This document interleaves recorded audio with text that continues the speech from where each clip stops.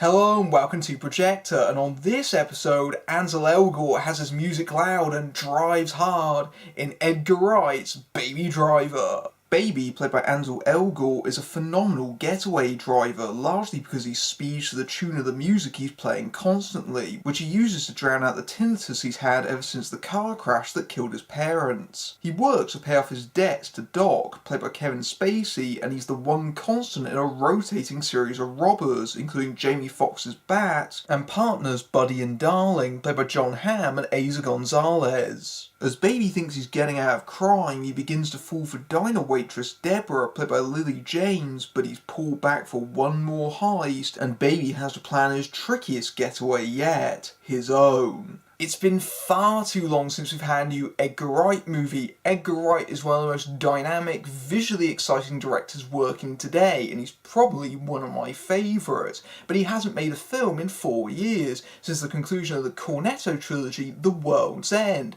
Of course, since then we've had the whole Ant-Man saga, where he was going to direct it and then he left the project, and then it was ultimately made by Peyton Reed.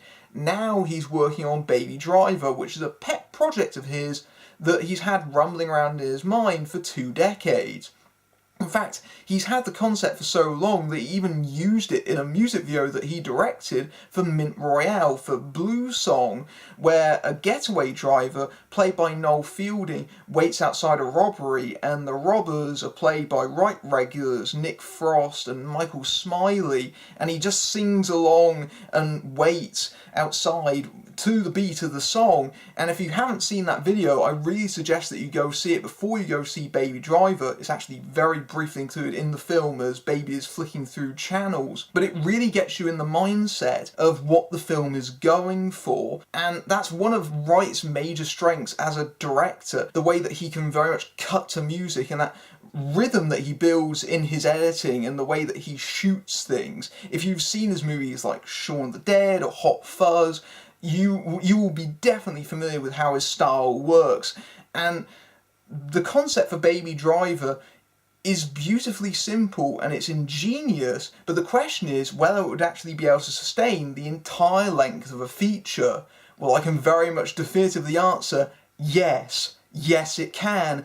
Baby Driver is absolutely fantastic. Baby Driver is all about music. It flows through its veins, and it understands why it appeals to people, and it understands how people use it in all of its different forms, and they're all embodied by the character of Baby. When we first meet Baby at the beginning of this movie, he's not just using music to drown out his tinnitus, he's also using it to drown out the rest of the world as well. And you can see this in the film's opening credit sequence, where he's walking around downtown Atlanta and he's just grooving to his own beat, oblivious to the world around him. And it seems like this quite rough neighborhood, there's graffiti on the walls and there's some tough things happening around him, and yet he's perfectly in his own little bubble. And I think that a lot of people can relate to that. A lot of people listen to music to block out their own realities and to insulate themselves, as it were. But in Baby's case, his reality is harder than most. He was orphaned as a kid, and he did some hell raising, and eventually fell into the hands of Doc, who's been using him as a getaway driver.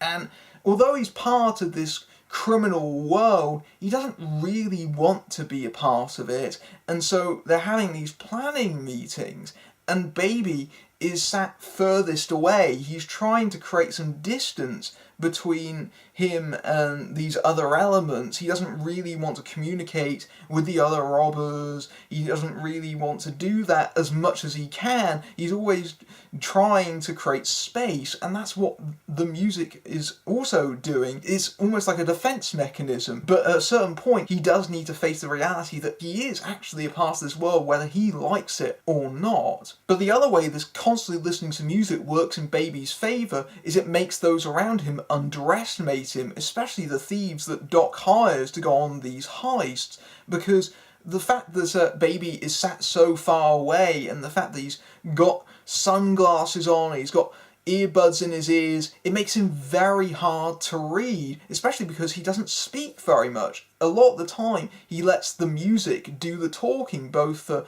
himself and the soundtrack that's playing in his ears, and by extension for us. And they feel threatened by him because he's an uncertain element. There's an early scene where Jon Bernthal's character asks, was he slow? Using less correct language. No, he's not. He's very, very fast on the uptake. He's incredibly astute and perceptive, and he's listening to every word you're saying, even with earpieces in. And so that makes him quite a threatening character in this world, and it allows him to exert a little bit of power and agency, and that's why a lot of the thieves try to intimidate him. Because of that, they try and take that power away from him. And Ansel Elgort's performance in this movie, although it is a performance where a lot of it is him just moving along to the sound of the music, and he's quite a silent, stoic character. When he does speak, he's very, very charismatic and charming and funny, and it makes you really like him. He very much comes across as a star in the making, and he's just effortlessly cool in the way that he seems like he's unflappable in the midst of a crisis. But he's also got a little bit of vulnerability to him because of his background. And I can very much see that a lot of people are going, well, it's very similar to Ryan Gosling in Drive. The reason that they're similar is because they're both pulling from the same source material, which is namely Walter Hill's classic 70s thriller, The Driver. And showing his depth to that movie, Wright actually has Walter Hill in a very brief vocal cameo towards the end of the film. What Wright is actually doing is being incredibly cine-literate. And honestly, the comparison between Baby Driver and Drive is only sort of surface level. In many ways, they're two very different films. But what the music in general allows Baby to do is to exert some agency over his world that he, in other places, feels trapped in. It allows it to control it. He actually creates music himself. He's recording a lot of the meetings on tape recordings, and what he does when he goes back at home at night is that he likes to remix the tracks to music, and that derogatory statement that's fired at Baby early on in the movie, he actually exerts control over it, and by doing so he actually manages to mock it and actually manages to break it apart. And that is a really clever scene, and in a lot of ways what Baby's doing is what Edgar Wright is doing throughout the entirety of the movie, in that he's taking a lot of these conventional tropes of crime movies and then flipping them in other ways, and it makes it feel very fresh and entertaining. Wright's use and choice of music in this movie is incredible. There are 35 tracks in Baby Driver, and every single one of them is chosen for a very specific purpose. There hasn't been a movie this soundtrack intensive since Guardians of the Galaxy. And Wright's choices are very much from a wide variety of performers and genres, depending on what the scene it's meant to go with. The script is very much written with the music in mind. There are various different songs on there that range from quite well-known stuff like Tequila to more obscure tracks or lesser-known ones from quite well-known performers. Queen's Brighton Rock plays a major pivotal role in the movie, and that's a song from their library that isn't what you normally associate with them. But even with that said, there are times in this movie where commonly used songs occur, but they're used in startlingly different ways that makes you see them in a whole new light. The one that really stuck out to my mind in that end is there's a use of Barry White's Never Never Gonna Give You Up. And that song is often used as a comedy song in many ways. It's normally used to introduce love interest, and because it's very eroticized and sexual, and it has that very loud Barry White moan. But what is very underutilized in that song, and something that I hadn't really picked up on, is just how tension building the intro of that song is. And Wright uses that song to really make you feel uneasy, and that really made me listen to that song in a whole new way. And that's the power of music and how it can be combined with images to to really transform them in many different ways, and Baby Driver does that throughout the entire length of the film. The whole movie is choreographed around them. It's very much staged to the beat of the songs. That is incredibly meticulous. So you'll have car doors closing onto beats, or characters moving on certain movements in the song.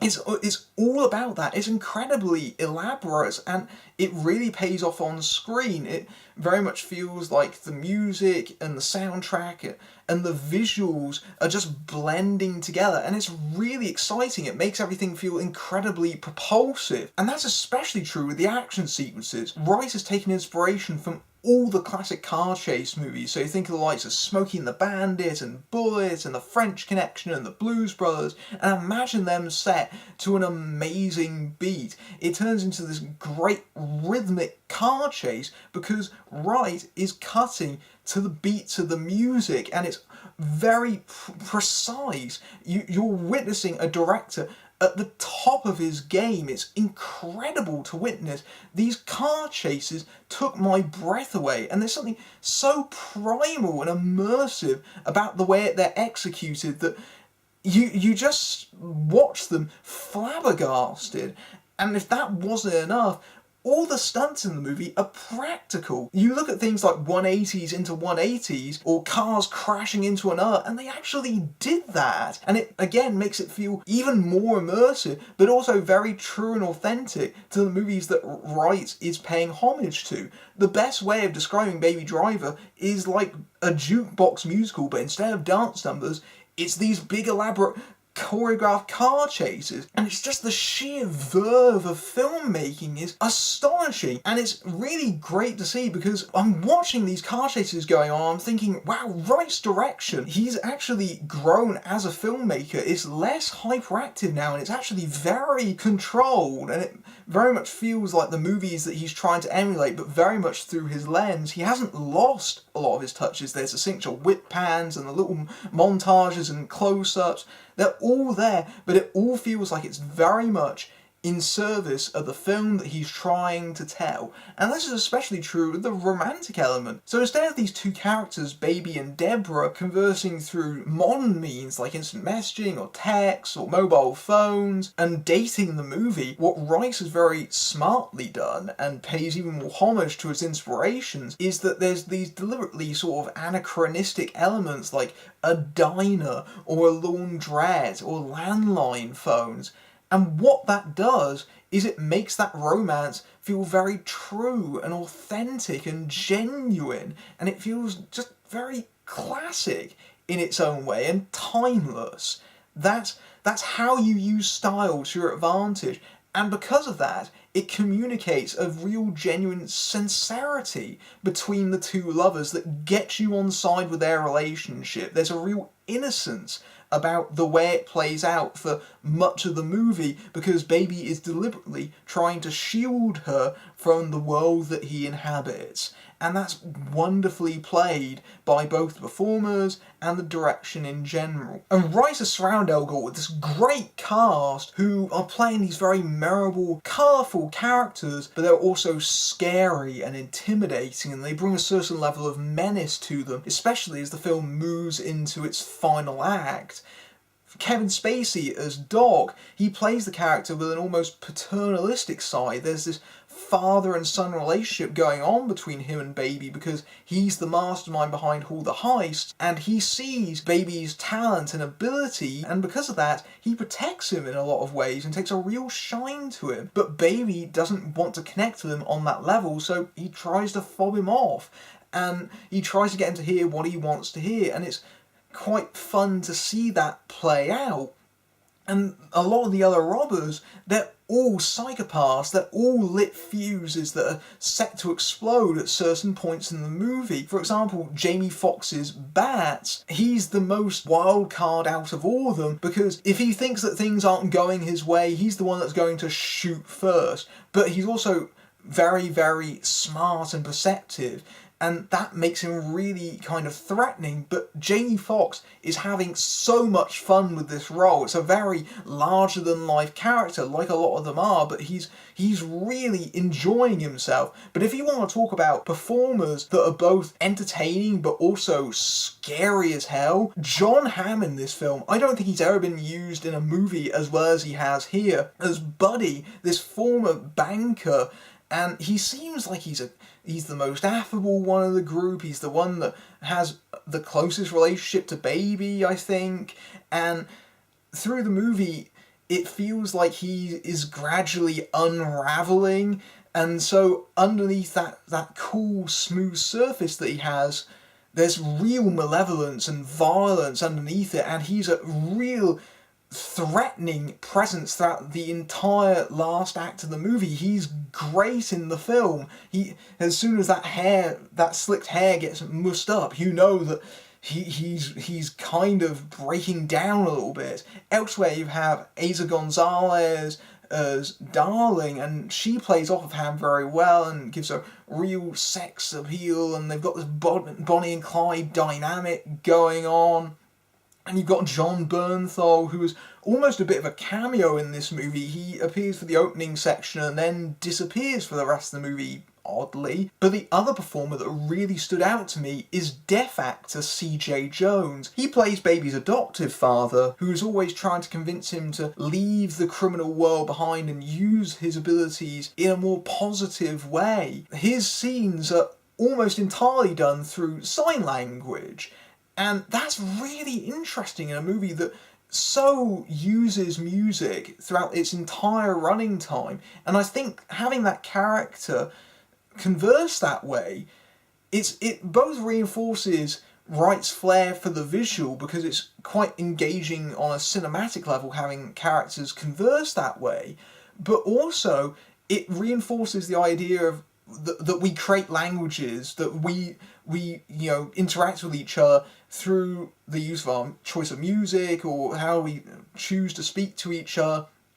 And it's genuinely touching because that character cuts through to Baby, and you really feel for that character, you really empathise with that relationship, that actual father-son relationship that Baby has is really emotional in its own way. It's the real beating heart of the film, and it feels completely genuine and sincere, and it's great to see a deaf actor being very prominently represented in a mainstream movie. You don't often see that. As you've probably already worked out, Baby Driver is a must-see. It's a modern classic of the action genre, and we haven't seen one made with this much filmmaking brio or invention since Mad Max Fury Road, and like that film, it's going to change the way they're made. You want to make a great action movie? Go study this.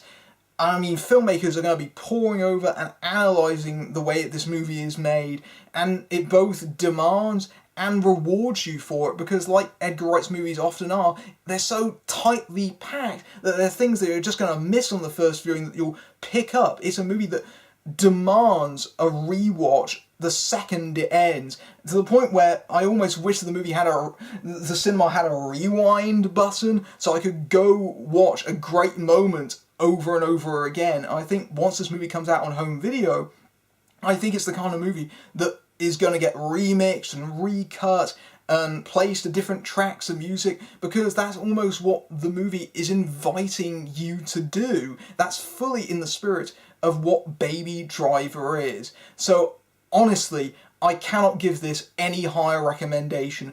Go out and see this as soon as you can, because in terms of sheer cinematic spectacle and excitement, it's absolutely amazing. Baby Driver is a hell of a ride from first track to last, and shows Edgar Wright's direction at the top of his game. The use of music in combination with the choreography of the performances, the editing and the story itself makes this a hugely engaging watch, combined with a script filled with colourful, funny but also scary characters where you never know what turn the film is going to make next. It's essentially a jukebox musical, but with breathtaking car chases in place of dance numbers, and they're deliriously entertaining entertaining and some of the best ever seen on film, earning its place alongside influences like The Driver, Bullet, and The French Connection. Super stylish, but always for the sake of its story, Ansel Elgort makes for a charming and charismatic star in the making, and this is easily one of the best films of the year. As soon as I finished watching it, I wanted to take the trip once more. Play it again, Sam. If you enjoyed this review, you can speed over to my Patreon to support my work and see episodes early, among other perks, but until next time, I'm Matthew Buck, fading out.